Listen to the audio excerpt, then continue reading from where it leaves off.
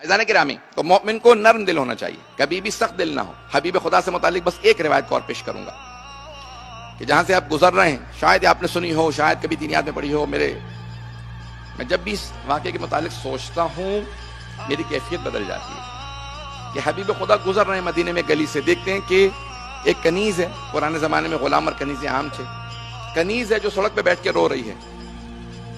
مجھے ایک اور ایسا دنیا کے اندر حکمران دکھائیں، پیغمبر اسلام حکومت قائم کر چکے تھے مدینے کے اندر، لیکن ایک کنیز تک کے درد کو محسوس کرتے تھے۔ ایک اور حکمران دکھائیں جو کسی کنیز یا کسی عام آدمی کے درد کو محسوس کرتا ہو۔ تو آپ فوراً رک گئے، کہا کیا بات ہے بیٹی، آپ رو کیوں رہی ہیں؟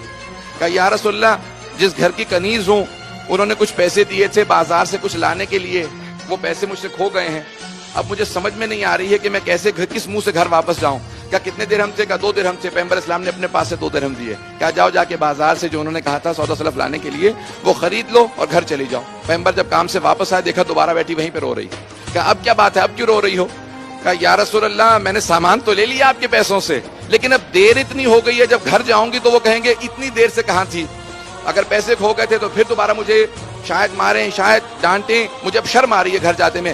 پیغمبر اسلام نے کہا میرے ساتھ چل، میں تیری شفاعت کر دوں گا۔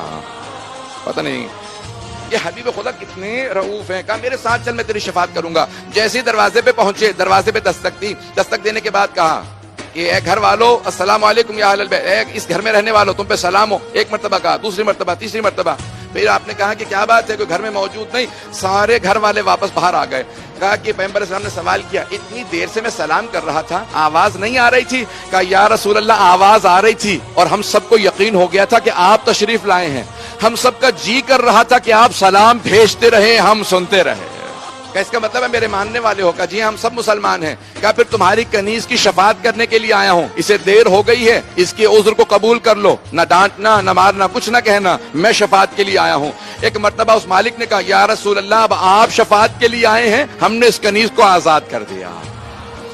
یہ وہ رسول اسلام ہیں کہ جو کسی ایک ادنا سی ایک کنیز کا جو اتنا احترام کریں، اس کا اتنا محبت دیں، اسے کہتے ہیں رؤوف۔ حبیب خدا رأفت کے لیے۔ اب سمجھ میں آیا کہ روزہ قیامت شفاعت کیوں کریں، رؤوف ہیں۔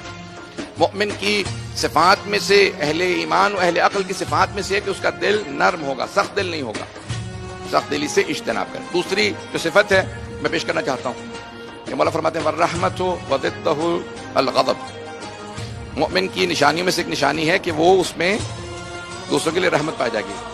رأفت میں رحمت میں فرق کیا ہے؟